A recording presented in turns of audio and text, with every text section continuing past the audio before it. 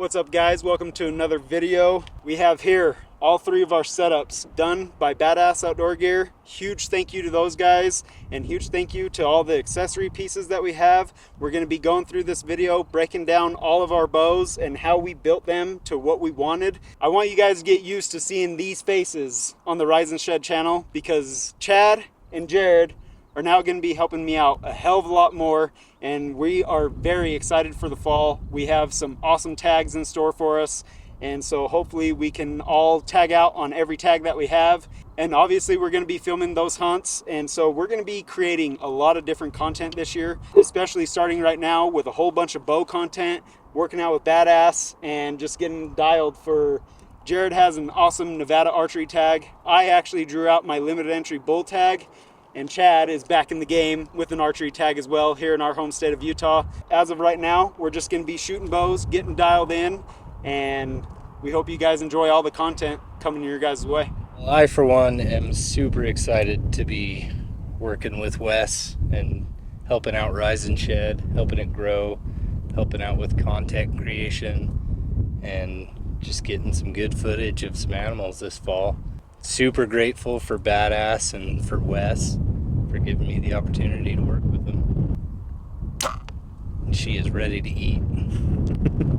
Some of you guys may know me. I've been around for a few years here and there on the channel, but I'm super excited to be more involved this year. We got a lot of exciting stuff going on. Like Jared said, huge shout out to Badass Outdoor Gear for the bow setups and what's going to be a long, good relationship between us. So this fall is going to be loaded with lots of good hunts, and can't wait to get started. So make sure you guys stay tuned. What are you doing today?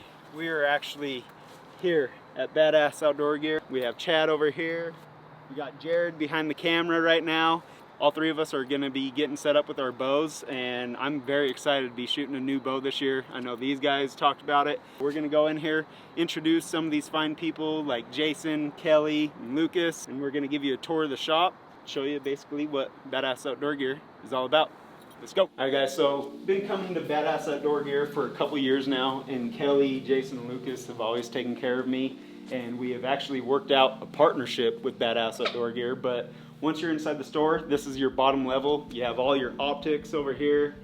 You got your guns. We have a couple accessories with your calls, Tacticam, marsupial gear, and then they have all their camo. You got Sitka over here, and then as you can see, the Solomon boot rack and the Hanwags, which I've actually been running these bad boys right here, the Hanwag Oliver Stones. Those are money. Love those boots. They have clearance section back here with a couple of little items, and then they also have their archery range right here. So we're going to be doing some shooting in here, I'm sure, a little bit later. And then up here is where all the magic happens. Welcome to the shop, brother. Good to see you, man. Nice to see you guys. Then we also have Jason, Miss Kelly over here. We'll take a gander. You ready? Yeah. Yes, ma'am. Get a bow? Yes, okay. We are ready to do the damn thing.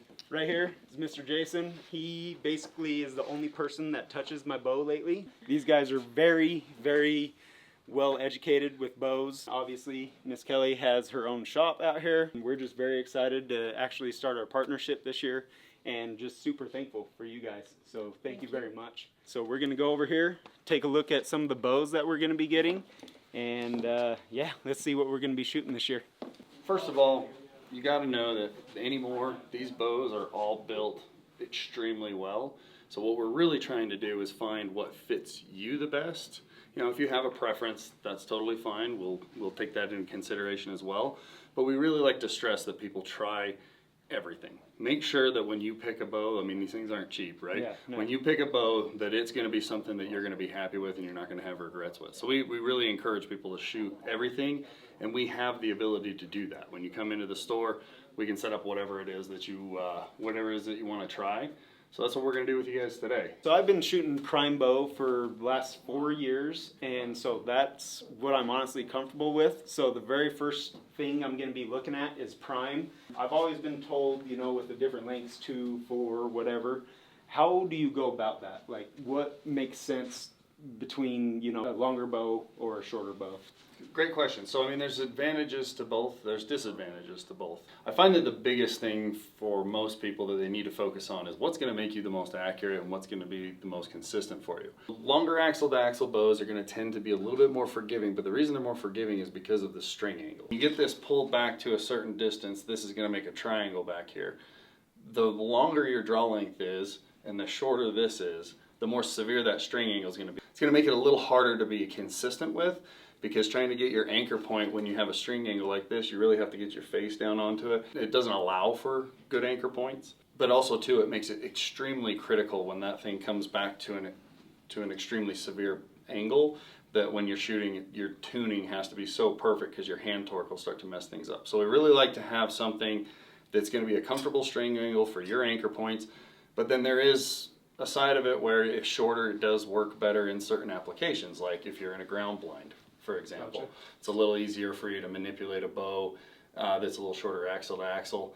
So you just got to kind of play what it is that you typically hunt and what environment you're in. Exactly. What environment you're in is going to dictate part of that as well. For myself, I've always shot a shorter bow. Okay. And Lucas actually suggested that I shoot a little bit bigger just because of that angle. And I do want to try it out, and I want to see for myself what I like more. So I'm going to be looking at the primes right here. So the RVX series is the upgrade from last year's RevX series.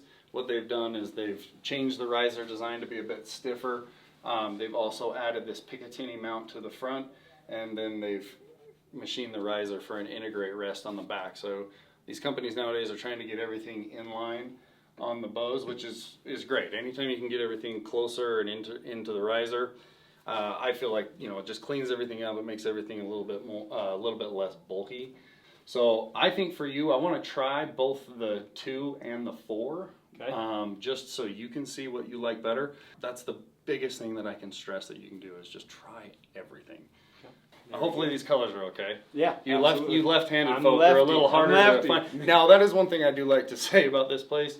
One of our owners is left-handed, so if you need left-handed stuff and you don't want to order it and wait 3 months, this is probably the place that you want to come. If you're a lefty, Badass is where you want to go. Now, one of the things that we want to focus on here, just because it is so important, is your draw length. We want to make sure that we're spending the time to get that as perfect as we possibly can, because if you ask a lot of the top archers out there, when you talk about guys who shoot accuracy for like that is their job, is to be as accurate as they possibly can with a bow, draw length is the #1 thing that they say is the most important thing to accuracy. Fingertips right there, okay, and then out this way. So you actually, I'm going to say, are going to be closer to a 28 to a 28.5 inch draw length. Like, one of the things that you want to focus on when you're shooting is your movement, like your pin movement. When you see the way that your pin's moving, and it's not necessarily what direction, it's just the cadence of the movement, right? So if I'm drawn back and it holds super still, but then it has like little sharp movements every once in a while, typically that's that you're too short. So you're not getting full extension into your back. And so you're kind of cramped like this. So your muscles, like, they'll hold it really well, but then they have the energy's got to go somewhere, right? Yeah. Conversely, if you're too long, your aim tends to be a little bit more wavy. Yep. And if you're more, you have a higher propensity to hit your arm, and this shoulder gets up and out of its socket a bunch more, whereas you want it down kind of like this. You said you're used to shorter bows, right? Yep. So let's try the 2 first, just because that's going to probably be a little bit more in your wheelhouse. When you come in here, pick a quadrant to shoot at. We're not really going to be aiming, obviously, at anything, but just, I really want you to feel the bow. I really think it helps once you get it back to full drawn, you know it's pointed where you want to go. Close your eyes. Let your body just feel everything about the bow. Feel how the anchor point comes in. Feel how the cam dumps up. Like, all of that stuff really, if you take away one of your senses, the other ones tend to heighten a bit. Try that and see if it doesn't give you a little bit more feel of it. You guys ready for an arrow to go through the wall? Close the eyes. Close it, and then what I want you to do Rest is get this finger, and I want you to relax these fingers here, okay? Let the release do its job, okay? Scared me right there. Surprise shot, right? Now, if you do everything properly, if you're pulling against that back wall, your hand should always end up back here. Like, it can't, if you're pulling against it, it shouldn't be able to just hold here. You should have enough force that your hand ends up back over your shoulder. It's a good way to know that you actually followed through properly on a shot. So Lucas and I are going to have a teaching lesson because Chad was actually my teacher. And Chad don't know nothing. Chad doesn't know shit. You know what? So one, the first indicator is you see the knock typically should be lined up with the corner of his eye. So you can see we have about a 1/2 inch disparity there. And if you look, don't fire this because I'm going to put my hand in here. See how high his shoulder is? What that's telling me is that's compressed because he can't get full extension into that draw length. So we do need to lengthen it at least a 1/2 inch. You actually might be longer than you were shooting before. Oh. So go ahead and send this one and we'll go make that adjustment.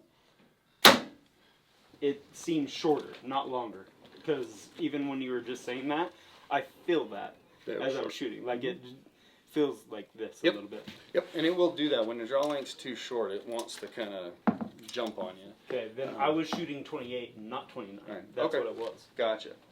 There's a difference, and see, this is the thing a lot of people don't take into consideration. What feels good on flat ground feels like dog shit on uphill and downhill stuff, because when your body gets into a different position, it's hard to get full extension into it. So it's actually good to run, if you're going to be hunting like here, or even in whitetails where you're shooting out of a tree stand downhill. I usually run about a 1/4 inch short, just because when you get into that situation, it gets a little easier to get through your shot. So all my shots on deer were like this last year. And do you ever feel like it was like hard to get in behind the bow? No, more than anything, it was my body position, because I wasn't used to leaning, like how I was on my first 2 shots. Gotcha. And I need to practice more angled shots more than anything. We were at 28.5, now we're doing 29. See if this looks a little bit better for me. That feels more comfortable already. Yeah, it looks better. And if you close your eyes and just leave that as a meat hook there, don't take the tension off of it. Okay, now just push and pull. There you go. I know that the propensity for a lot of hunters is they want to have as much let off as they possibly can, because like, well, what if I have to draw back and hold for a minute or something like that while an animal walks out? And I totally get that. That's an absolute thing that happens. But the bow that's going to work the best in that situation is not going to work the best as far as overall accuracy goes. Just because when you have super high let off, it allows you to get away with so many form flaws, but it doesn't necessarily mean that it allows you to get them away in accuracy. It just allows you to get away with them, like you can still hold the bow back and fire it, right? So which one do you like the best out of the two? Kind of liked the feel of this one. I really did. Let's jump on it then. And see, you came in, I told you that the longer axle, the axle might be a little bit more forgiving, but when you shot this felt better to you, and that's what we want to lean on. This is yours, this is what you're going to be shooting, so let's go with that one. Okay. Okay? So we're going with the RVX, this is the 2? Yep. RVX 2 with a 29-inch draw? 29, yes, 29-inch 29-inch draw. So that's what I'm going to be shooting this year. Awesome.